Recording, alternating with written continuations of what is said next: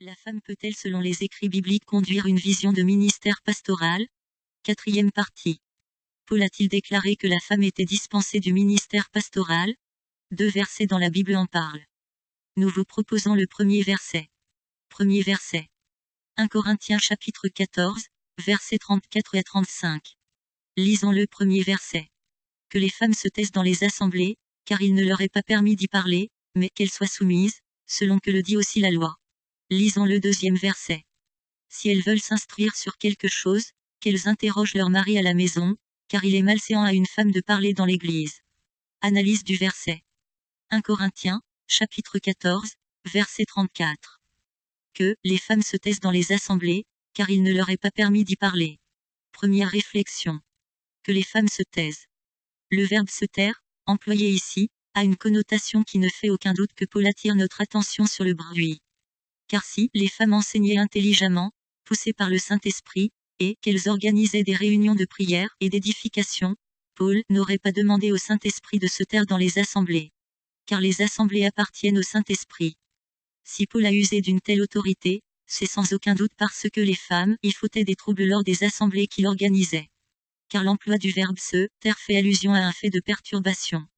Pour le comprendre, il faut voir la disposition intérieure des églises naissantes, qui avaient pratiquement les nouvelles dispositions architecturales quant à leur forme intérieure. Car les femmes et les hommes s'asseyaient désormais ensemble, deux séparés qu'ils étaient sous la loi. Vu que femmes, sous la loi, dans les synagogues, s'asseyaient au fond de la salle, et les hommes au premier rang.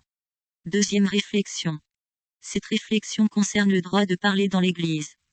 Tous ont le droit de parler dans l'Église. Seulement, nous croyons que l'apôtre fait la différence entre parler et prêcher. Car il n'a pas été dit que la femme ne prêche pas dans l'Église. Mais ne parle pas. Prêcher, c'est annoncer la parole de Dieu, instruire les peuples par des sermons. Paul n'a pas utilisé le verbe prêcher, mais le verbe parler. Or parler veut dire proférer, prononcer, articuler des mots. Cette définition du mot parler ne fait aucun doute sur son caractère d'un discours inorganique et perturbateur. Et cela se lit clairement dans le verset 35. Si elles veulent s'instruire sur quelque chose, qu'elles interrogent leur mari à la maison, car il est malséant à une femme de parler dans l'église. Il est malséant qu'une femme bavarde et perturbe le culte. S'il s'agissait de prédication, comment peut-on lui demander d'interroger son mari à la maison pour s'instruire? Or interroger fait allusion à une personne qui posait à un autre des questions, mais publiquement. Ce qui certainement causait des désagréments. Voilà pourquoi se conseille à la femme de s'entretenir avec son mari à la maison.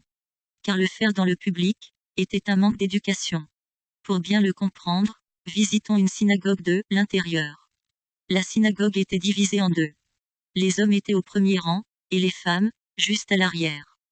Cette forme permettait aux femmes d'allaiter librement leurs enfants, sans déranger le cours de la réunion.